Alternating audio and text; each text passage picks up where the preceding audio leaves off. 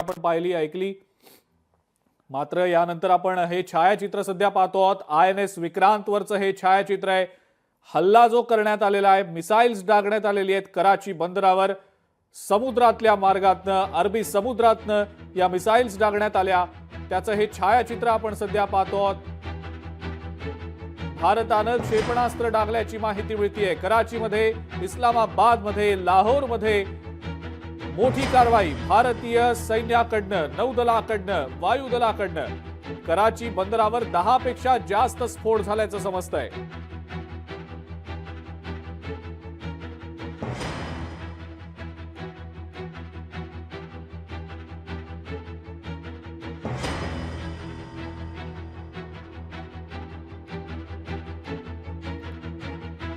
कराची बंदरावर INS विक्रांत वरून हल्ले करण्यात आलेले आहेत। अरबी समुद्रातनं हे हल्ले होत आहेत आणि त्याच अनुषंगाने आपण हे छायाचित्र पाहतो आहोत।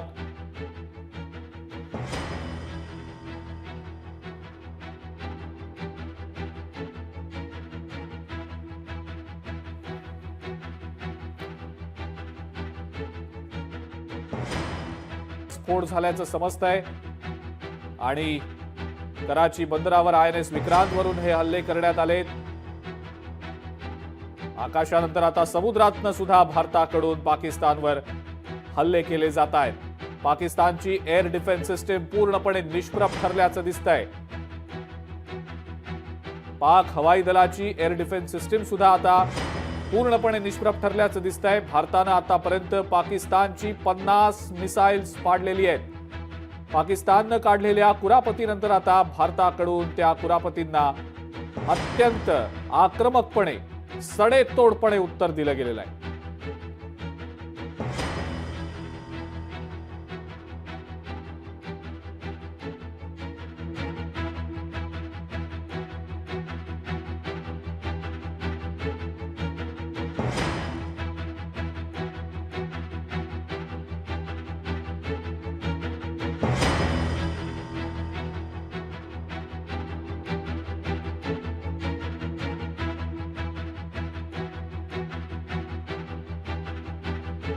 कराची बंदरावर सध्या अत्यंत वेगानं हल्ले होत आहेत। 10 पेक्षा जास्त स्फोट झाल्याचं समजतंय।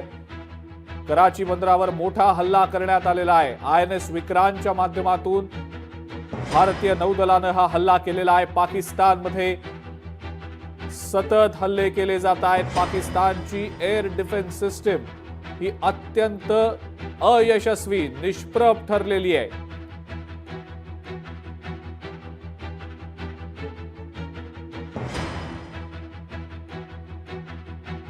खबरदारीचा उपाय म्हणून सुरक्षिततेचा उपाय म्हणून भारतातील 27 विमानतळ बंद ठेवण्याचाही निर्णय झालेला आहे आणि अत्यंत चोख असं प्रत्युत्तर भारताकडून पाकिस्तानला दिलं जात आहे।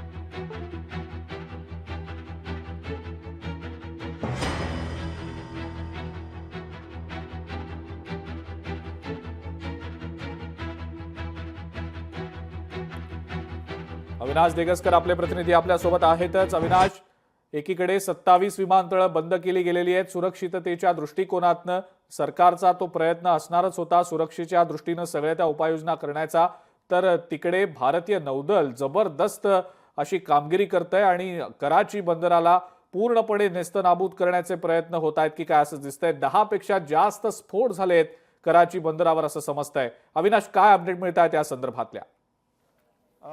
अजिंक्य, नक्कीच नौदलाने उत्तम कामगिरी केली आहे म्हटली असे म्हणावं लागेल, कारण पाकिस्तानला जे सडेतोड उत्तर द्यायचं असेल ते नौदलाने, भारतीय नौदलाने दिलेलं आहे। माहिती आपल्याला त्यासोबत अशी माहिती मिळाली, कराची बंदर अक्षरशः पेटून उठलेलं आहे। त्यासोबत त्याच्या आजूबाजूला असलेले रहिवासी हे पळून गेलेले आहेत। त्यासोबत याचं खरं कारण म्हणजे INS विक्रांत वरनं हे मिसाइल्स तिकडे पाकिस्तानवर धाडण्यात आलेली होती आणि त्यांनी उत्तम कामगिरी केलेली आहे। त्यासाठी कराची बंदरावर आता जी माहिती मिळते त्यात 10 पेक्षा जास्त स्फोट झालेले आहेत। त्या मिसाइलचे स्फोट आहेत तिकडे, त्यामुळे भारताची चोख कामगिरी इकडे नौदलाने केलेली आहे। त्यासोबतच भारताने आतापर्यंत संध्याकाळी जे वॉर सुरू झालेलं होतं त्यानंतर 50हून अधिक मिसाइल्स या पाडलेल्या आहेत। म्हणजे यासाठी S-400 कौतुक जेवढं कमी करावं तेवढं कमीच आहे. त्यानंतर या पाकिस्तानच्या कुरापती जरी सुरू झाल्या तरी भारतीय सैनिक त्याला चोख उत्तर देणार आहेत. आणि आता जी माहिती मिळते की अंदाजे 8,000हून जास्त पाकिस्तानी ट्विटर अकाउंट आहेत ती गैरसमज पसरत होती, आता भारताने बंद केलेली आहेत. बिलकुल.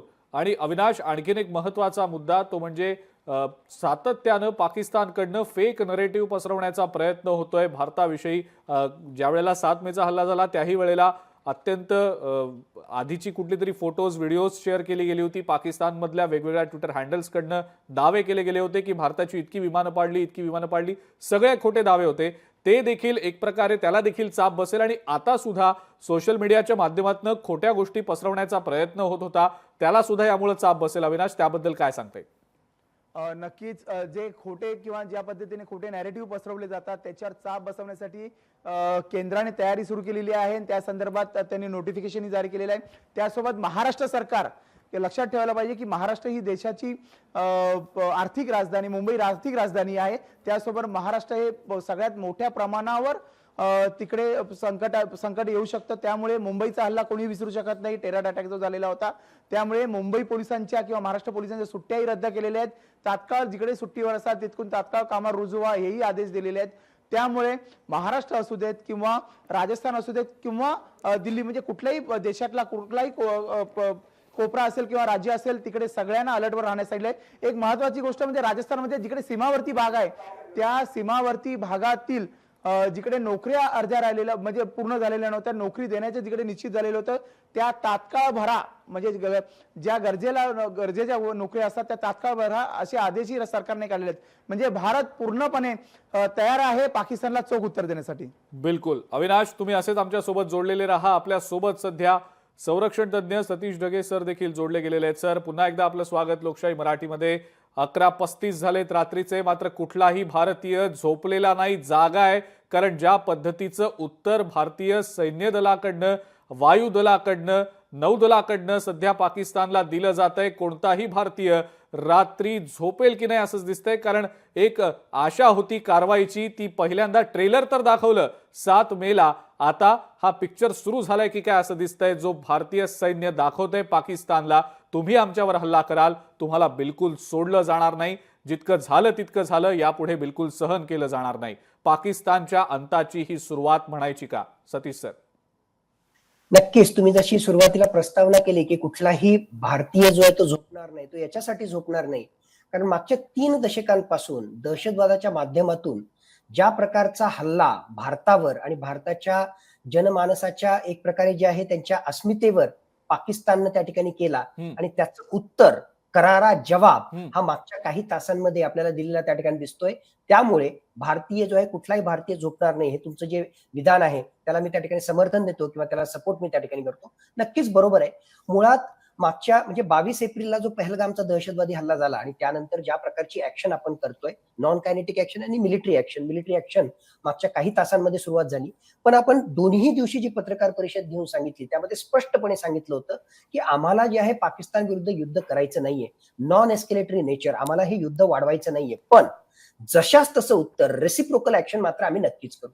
कालच्या रात्री ज्यावेळेस पाकिस्ताननं आमच्या 15 मिलिटरी इन्स्टॉलेशनवर हल्ला केला तर आम्ही त्याला रेसिप्रोकेट करण्यासाठी जे आहे आज त्यांच्या लाहोर सेक्टर मधल्या एअर डिफेन्स सिस्टम ज्या आहेत त्या उद्ध्वस्त केल्या. आम्ही जे आहे तिथल्या सामान्य नागरिकांवर हल्ले केले नाही, आम्ही बाकीचा कुठलाही जो आहे युद्धखोरीची अशी कारवाई त्या ठिकाणी केली नाही. आज मात्र पाकिस्तान त्याच्याही एक स्टेप त्या ठिकाणी पुढे गेला आणि 1 नाही 2 नाही 3-3 4-4 राज्यांमध्ये, जम्मू काश्मीर असेल, पंजाब असेल, राजस्थानमध्ये असेल, तिथे नागरी वस्त्यांवर त्या ठिकाणी हल्ला केला ड्रोनच्या माध्यमातून आणि त्याचबरोबर फायटर जेटच्या माध्यमातून. ही जी आहे माझ्या मते खरोखर युद्धखोरीची अशा प्रकारची कारवाई होती. माझ्या मते एक प्रकारे जे आहे रेड लाईन क्रॉस करण्याचं काम पाकिस्ताननं त्या ठिकाणी केलेलं आहे की इतकं आम्ही सांगितल्यानंतर, इतका संयम त्या ठिकाणी ठेवल्यानंतर सुद्धा जर आमच्या नागरी वस्त्यावर हल्ला होत असेल तर इनफ इज इनफ. आणि त्या अनुषंगानं एका बाजूला जे आहे प्रधानमंत्री नरेंद्र मोदी यांची NSAशी चर्चा होत होती, आमचे विदेश मंत्री जे आहेत मार्को रुबियो त्याचबरोबर युरोपियन युनियनच्या नेत्यांशी चर्चा करून त्यांना विश्वासात घेत होते आणि दुसऱ्या बाजूला संरक्षण मंत्री जे आहे सिक्युरिटी रिव्ह्यू घेऊन बाकीच्या गोष्टी डिस्कस करत होते. आणि त्याच्या काही तासानंतरच आपल्याला आढळतंय की पाकिस्तानमध्ये घुसून वेगवेगळ्या प्रकारचे एरियल स्ट्राईक झाले, ड्रोनचे हल्ले झाले आणि तुम्ही जसं सांगितलं ऑल आउट एफर्ट, म्हणजे फक्त एअर स्ट्राईकच त्या ठिकाणी नाही किंवा एअरफोर्सच नाही, आर्म फोर्सेसच्या आर्मीच्या माध्यमातून आणि आता ज्या बातम्या त्या ठिकाणी येत आहेत नौदलाच्या माध्यमातून सुद्धा कराची बंदरावर जे आहे मोठ्या प्रमाणावर स्फोट झाले, तशा प्रकारचे हल्ले आपण त्या ठिकाणी केले, अशा प्रकारच्या बातम्या येत आहेत. म्हणजे सगळ्याच बाजूने जे आहे पाकिस्तानवर जबरदस्त दबाव आपण त्या ठिकाणी निर्माण करतोय हा. आणि ज्याला खऱ्या शब्द आपण त्या ठिकाणी वापरतोय करारा जबाब. माझ्या मते मागच्या काही तासांमध्ये जे इनपुट आपल्याला मिळत आहेत, करारा जवाब पाकिस्तान को जो है मिलना शुरू हो गया है. इतक्या लवकर पाकिस्तान काही ऐकणार नाही. आता आंतरराष्ट्रीय दबाव कसा पाकिस्तानवर येतोय, हा. पुढे कशा घटना घडतायत ते तर नंतर ठरेल. पण आजची रात्र पाकिस्तानसाठी खऱ्या अर्थानं वैराची जे म्हणतायत, तर खऱ्या अर्थानं जे आहे आमच्याशी वैर घेऊन त्याने किती मोठा पंगा घेतलेला आहे हे पाकिस्तानला पुढच्या तासामध्ये कळेल. असं म्हटलं तर ते माझ्या मते चुकीचं ठरणार नाही. बरं सतीश सर, एक प्रश्न विचारावा वाटतोय. थोडा धाडसी प्रश्न आहे, पण मला माहित नाही विचारावा की नाही, तरी सुद्धा विचारतो थोडं धाडस करून. वन्स इन फॉर ऑल, आज आयडियल सिच्युएशन आहे, आयती संधी चालून आलेली आहे.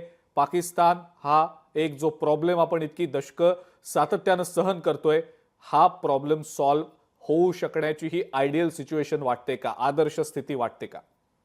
भारतीयाच्या मनामध्ये तसं आहे आणि आपण करारा जबाब त्या ठिकाणी देतोय, पण माझ्या मते इतकं सिम्पलिस्टिक त्याचं आन्सर नसणार आहे. त्याचं सिंपल कारण बिलकुल पाकिस्तानचे जे आहे कंबळ मोडण्यासाठी वेगळ्या प्रकारचे आपण हल्ले त्या ठिकाणी करतोय. रात्रभर जे आहे आणखीनही बऱ्याच काही बातम्या आपल्या समोर त्या ठिकाणी येतील. पण मुळात पाकिस्तानकडे अजूनही जे आहे खूप सारी क्षमता आहे, त्यांच्याकडे क्षेपणास्त्र आहेत आणि सगळ्यात शेवटचं पण त्यांचं जे हुकमी कार्ड जो ज्याची धमकी तो नेहमी देतो ती म्हणजे अण्वस्त्र सुद्धा त्यांच्याकडे आहेत, हे आपल्याला विसरता कामा नये.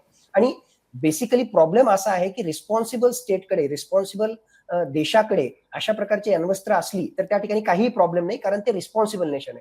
दुर्दैवानं पाकिस्तान हे राष्ट्र म्हणून इररिस्पॉन्सिबल आहे, पण त्याही पलीकडे सरकार नावाची ती काही गोष्टच नाही. तिथलं लष्कर आणि त्याही पलीकडे त्या लष्करावर जे नावापुरतं लष्कर आहे, जबरदस्त पगडा हा इस्लामिक एक्स्ट्रीमिस्ट ऑर्गनायझेशनचा, इस्लामिस्ट एक्स्ट्रीमिस्ट आयडिओलॉजीचा असणाऱ्यांचा आहे. त्याच्यामुळे अशा इररिस्पॉन्सिबल लोकांकडे जर न्यूक्लिअर वेपन्स असतील, आपण त्याचा बंदोबस्त करण्यासाठी सक्षम आहोत. पण काही त्या ठिकाणी चुका झाल्या तर माझ्या मते जे आहे भविष्य विसरू शकणार नाही, एवढी मोठी हानी त्या ठिकाणी होऊ शकते आणि ती क्षमता आहे. मग इथे कुठेतरी डिप्लोमसीचा रोल येतो, आंतरराष्ट्रीय दबावाचा रोल येतो आणि ऑफकोर्स आपली तयारी त्या ठिकाणी येते. म्हणून एका रात्रीमध्ये जे आहे हा प्रॉब्लेम म्हणजे कायमचा त्या ठिकाणी संपेल असं मला वाटत नाही. पण खऱ्या अर्थाने जे आहे कंबरड मोडणं ज्याला म्हणतात, त्या कंबरड मोडण्याचा करारा जबाब नक्कीच जो आहे आजच्या रात्रीमधून पाकिस्तानला मिळेल, अशा प्रकारची सगळी चिन्ह आपल्याला दिसत आहेत. बरोबर सर, आणखीन एक महत्वाचा मुद्दा म्हणजे एकीकडे तुम्ही जसं म्हणाला 4 राज्यांमधल्या किमान 15 ते 20 शहरांना, तिथल्या एअर बेसिसना, तिथल्या मिलिटरी बेसिसना टार्गेट करण्याचा प्रयत्न झाला पाकिस्तानकडनं. पण हे सगळे प्रयत्न अयशस्वी झाले, निष्प्रभ झाले. एकमेव कारण त्याबद्दलचं सातत्यानं बोललं जाते, खरा हिरो या सगळ्यामध्ये air defence system S-400 Sudarshan चक्र, जे आपण रशियाकडनं विकत घेतलं होतं. आणि त्यावेळेला याची कदाचित तितकी जाणीव नव्हती प्रत्येक भारतीयाला की हे डिफेन्स सिस्टीम किती महत्वाचं ठरणार आहे पुढच्या 7 ते 8 वर्षानंतर. आजचा हा दिवस आहे, कालचा जो दिवस होता ज्या वेळेला याच एअर डिफेन्स सिस्टीमनं पाकिस्तानचे सगळे हल्ले अत्यंत कुशलपणे, प्रभावीपणे परतवून लावले, निष्प्रभ ठरवले. S-400 सुदर्शन चक्र खरंच सुदर्शन चक्र ठरलंय आपल्या सुरक्षिततेचं. सर, त्याबद्दल नेमकं काय वाटतं? खरा हिरो S-400. चांगले मित्र असणं किती महत्वाचं आहे माझ्या मते या उदाहरणावरून आपल्याला दिसेल. मागच्या काही तासांमध्ये पाकिस्तानचा मित्र चायना आणि त्या चायनाकडून त्याने HQ-9 air missile defence system घेतली. चायनाच्या भरोशावर ही जी HQ-9 सिस्टम होती, काही तासामध्ये जी आहे भारतानं पाकिस्तानमधल्या लाहोर मधली ही एअर डिफेन्स सिस्टम जी आहे पूर्णतः उद्ध्वस्त करून टाकली, त्याला न्यूट्रलाइज केली. म्हणजे चायनावर पाकिस्ताननं विश्वास ठेवला तर किती मोठा घात झाला, ते म्हणजे HQ-9चं उदाहरण. आणि दुसऱ्या बाजूला मागच्या कित्येक दशकांपासून आपला टाइम ट्रस्टेड आलाय जो रशिया आहे, त्या रशियाने आपल्याला शस्त्रास्त्र दिली आणि आता जे आहे S-400 मिसाईल डिफेन्स सिस्टम आपण त्यांच्याकडून घेतली. मुळात आपल्याला 5 बॅटरी मिळणं अपेक्षित होतं, पण मागच्या 3 वर्षापासून रशिया आणि युक्रेन वॉर त्या ठिकाणी सुरू असल्यामुळे आपल्याला 3च बॅटरी मिळाल्या आतापर्यंत आणि त्या 3 बॅटरी आपण डिप्लॉय केल्या चायनाच्या अँगलनं, त्याचबरोबर पाकिस्तानच्या अँगलनं. आणि यस, खरा हिरो जो आहे कालच्या आणि आजच्या या सगळ्या एक प्रकारे ड्रोन हल्ले म्हणा किंवा ज्या प्रकारचे strike, aerial strike, missile strike हे पाकिस्तानकडून त्या ठिकाणी झाले. मेजॉरिटी त्याला जे आहे न्यूट्रलाइज करण्यामध्ये आपल्याला यश मिळालं आणि त्यातला खरा हिरो जो होता तो S-400 मिसाईल डिफेन्स सिस्टम त्या ठिकाणी होता. पण योग्य वेळेस तो निर्णय घेणं योग्य वेळेस मित्र त्या ठिकाणी निवडणं, योग्य वेळेस त्याची डिलिव्हरी करून घेणं, हे जे आहे भारतानं त्या ठिकाणी योग्य वेळेस योग्य निर्णय घेतला, योग्य मित्र निवडला, म्हणून आज संकटाच्या वेळेस आपली जी आहे नामुष्की झाली नाही. आणि दुसऱ्या बाजूला चुकीचा मित्र त्या ठिकाणी निवडला आणि चायनीज माल, सामान्य लोकांच्या भाषेमध्ये माहिती आहे की चायनीज माल काय असतो, अशा प्रकारचा चायनीज माल घेतला तर काय प्रॉब्लेम होऊ शकतात. त्याचं उत्कृष्ट उदाहरण म्हणजे HQ-9 versus S-400 missile defence system आणि मागच्या काही तासातल्या झालेल्या घटना. खरंय सर, आपण मिलिटरी कारवाईबद्दल तर बोलतोच आहोत, मात्र काही इतर बाबींवर सुद्धा बोलणं गरजेचं वाटतं. त्या दृष्टीनं सुद्धा तुमच्याकडनं अनालिसिस मी अपेक्षा ठेवतो त्याची, कारण अंतर्गत ज्या पद्धतीनं पाकिस्तानची अवस्था आहे सध्या, लष्कर आणि कुठेतरी पाकिस्तानी राजकीय नेते जे आहेत त्यांच्यामध्ये मतमतांतर असल्याच्या बातम्या समोर आलेल्या होत्या. या सगळ्या घडामोडी ज्या घडतायत त्यानंतर तर कदाचित त्यावर आणखीन देखील बोललं जाऊ शकेल. या महत्वाच्या मुद्द्यावर तुमच्याकडनं मी उत्तर जाणून घेणारच आहे, मात्र तत्पूर्वी काही ब्रेकिंग न्यूज आपल्यापर्यंत येत आहेत, आपण त्याबद्दल सुद्धा थोडंसं बोलूया. दिल्लीतलं इंडिया गेट रिकामं करण्यात आलेलं आहे. याच संदर्भातली ही ब्रेकिंग न्यूज. दिल्लीमधलं इंडिया गेट रिकामं करण्यात आलेलं आहे. सार्वजनिक जी स्थळं आहेत, ज्या ठिकाणी जास्तीत जास्त गर्दी होत असते, अशा सगळ्या सार्वजनिक ठिकाणांवर सुरक्षा व्यवस्था वाढवण्यात आलेली आहे. तिथे आता लोकांना तिथं येण्यापासून मज्जाव करण्यात आलेला आहे. त्याचाच एक आता भाग म्हणून दिल्लीतलं इंडिया गेट रिकामं करण्यात आलेलं आहे. सध्याची परिस्थिती अत्यंत नाजूक आहे, तणावपूर्ण आहे. हा तणाव निवळण्याच्या दृष्टीनं प्रयत्न होतीलच, पण सध्या प्रत्येक भारतीयाचा जीव सुद्धा महत्वाचा आहे आणि त्याच सुरक्षिततेच्या दृष्टिकोनातनं प्रशासकीय यंत्रणा असतील, सुरक्षा यंत्रणा असतील, या सगळ्या खबरदारीच्या उपाययोजना करतायत. लोकशाही मराठी ऐका, पहा, जागरूक रहा.